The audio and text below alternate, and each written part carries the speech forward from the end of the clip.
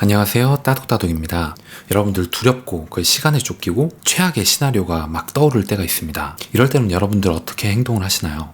인간들은 이럴 때 정말로 좀 멍청한 결정을 내리는 경향이 있다라고 얘기를 합니다. 저 또한 다르지 않겠죠. 빨리 결정하고 즉각 조치를 취해야 한다는 이런 다급함에 쫓기다 보면 분석적으로 생각하기 어렵기 때문이죠.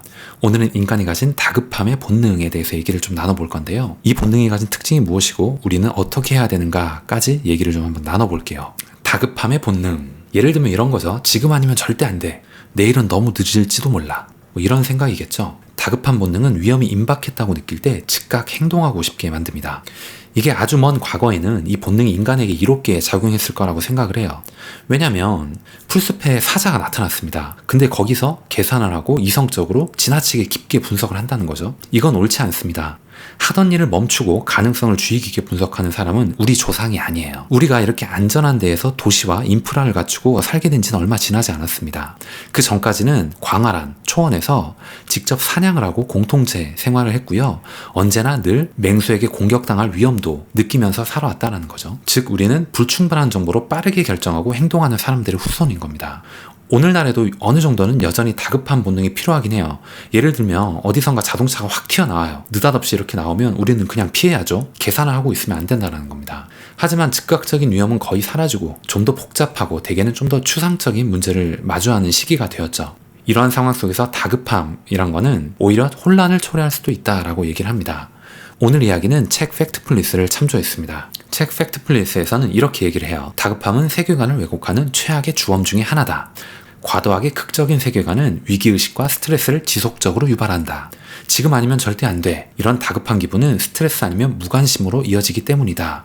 예를 들면 뭔가 극적 조치를 취해야 돼. 이렇게 분석하는 대신 행동해야 해. 다 쓸데없어. 우리가 할 수 있는 게 없어. 이젠 포기해야 해. 이런 식으로 극단적으로 생각을 하게끔 만든다라는 것이죠. 오늘은 이 다급한 본능의 위험성과 함께 우리가 정말로 걱정해야 될 건 과연 무엇인가? 세계적인 위험 5가지를 한번 여러분들께 말씀을 좀 드려볼게요. 책에서 이야기하는 가장 우려해야 될, 우리가 가장 신경 써야 될 위험은 뭐냐면 첫 번째는 유행병, 그러니까 전 세계를 휩쓰는 대전염병, 지금 코로나 사태 같은 겁니다. 두 번째는 금융위기, 세 번째는 세계 대전, 그러니까 세계 전쟁을 얘기하는 거예요. 네 번째는 기후변화, 계속 따뜻해지고 있죠. 온실 효과를 얘기를 하는 거예요. 다섯 번째는 극도의 빈곤입니다. 가난, 기아죠. 그럼 이 문제들이 왜 가장 걱정되는 걸까요? 일어날 가능성이 가장 높기 때문입니다. 첫 번째부터 말씀을 드려볼게요. 세계적인 대유행병 사태 얘기를 좀 해볼까요? 제1차 세계대전 때 퍼졌던 스페인 독감에 대해서 알고 계실 겁니다. 이 독감은 5천만 명의 목숨을 앗아갔죠. 독감이 전쟁보다 더 많은 피해자를 냈어요. 되게 아이러니하지 않나요? 그 결과 어떻게 되냐면 세계의 기대 수명이 33세에서 23세가 됩니다.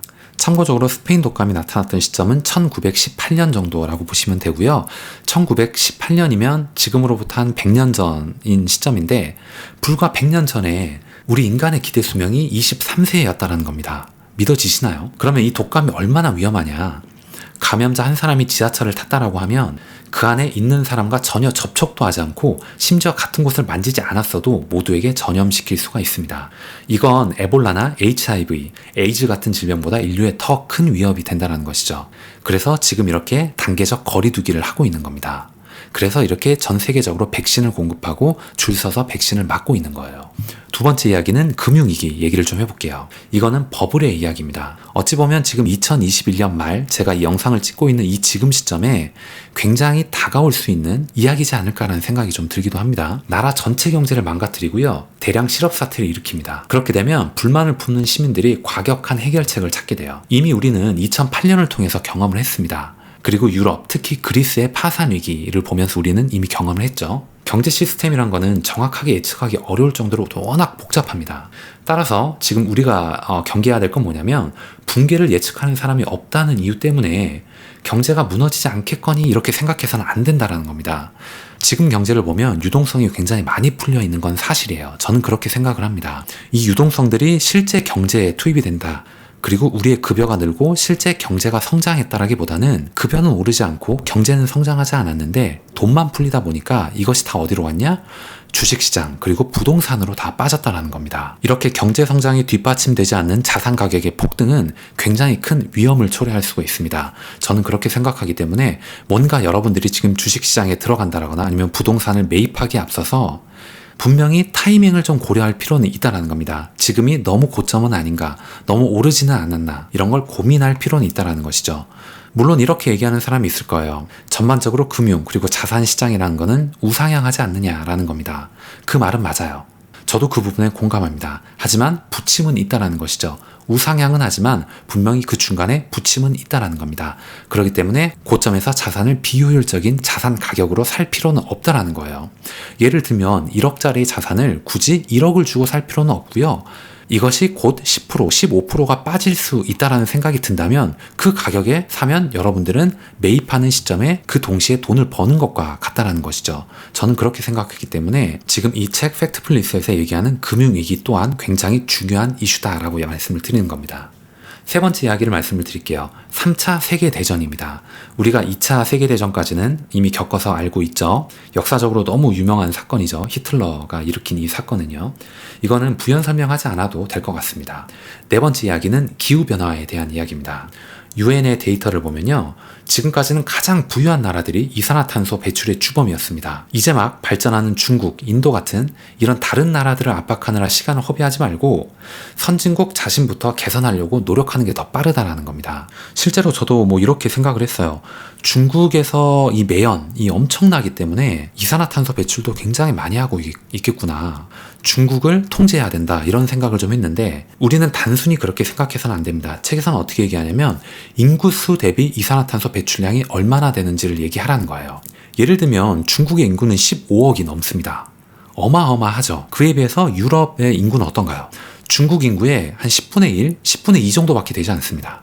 근데 이산화탄소는 엄청난 양을 배출하고 있어요. 이 데이터는 이 책 팩트플리스에서 유엔에서 통계 자료를 제시한 걸 보시면 여러분들이 알 수 있습니다. 다섯 번째 얘기를 해볼게요. 극도의 빈곤입니다. 극도의 빈곤은 가능성 이야기가 아니에요. 현실이고요. 지금 당장 날마다 일어나는 고통입니다. 이렇게 극도의 빈곤이 있는 나라는 에볼라가 발생한 초기 단계 의료 서비스도 받기가 어려워요. 내전이 일어나는 것도 마찬가지입니다. 먹을거리 그리고 일자리가 절실하고 잃을 것도 없는 이 젊은이들은 게릴라 조직에 적극적으로 가담을 하고요. 또 이 가난이 내전을 불러오고 내전은 다시 가난으로 이어집니다. 악순환이죠. 사실 따지고 보면 통계적으로는 극빈층은 그 어느 때보다 굉장히 많이 줄었습니다. 엄청나게 많이 줄었다는 것을 이 책 통계 자료를 보고 여러분들이 알 수는 있을 텐데 그래도 여전히 8억 인구가 극빈층이다라고 얘기를 하는 것이죠. 여러분들 8억 인구가 어느 정도냐면 지금 전 세계 인구가 약 70억입니다. 그러니까 대략적으로 10%의 정도 인구가 극빈층에 머물러 있다는 것이고요. 그 다음에 한 70%에서 80%가 중산층에 머물고 있습니다. 그러니까 대부분의 나라가 이 중산층에 머물고 있다고 보시면 되고요. 그 다음에 10%가 상위, 최고 상위 단계의 나라에 속해 있습니다. 그 대표적인 예가 미국, 유럽 몇 개 국가, 그 다음에 대한민국, 일본 이런 나라들입니다. 오늘 이야기 마무리를 한번 해볼게요. 다급한 본능에 대해서 얘기를 좀 해봤고요. 이 해결책은 무엇이냐면 그냥 심호흡을 한번 더 해보라는 겁니다. 일단 시간을 갖고 정보를 더 찾아보라는 것이죠. 그 다음은 데이터를 체크하라는 겁니다. 그와 함께 현재 진짜 우리가 신경 써야 될 위협, 위기는 무엇인가에 대해서 5가지 문제점을 말씀을 드려봤고요. 오늘 제 이야기를 들으시고 여러분의 생각 그리고 의견을 댓글로 남겨주시면 되겠습니다. 오늘 말씀드렸던 내용이 여러분들께 조금이라도 도움이 되셨거나 재밌게 들으셨다면 좋아요 그리고 구독 꼭 부탁드리겠습니다. 다음 시간에 더 좋은 내용, 더 좋은 컨텐츠를 가지고 인사드리도록 하겠습니다. 감사합니다.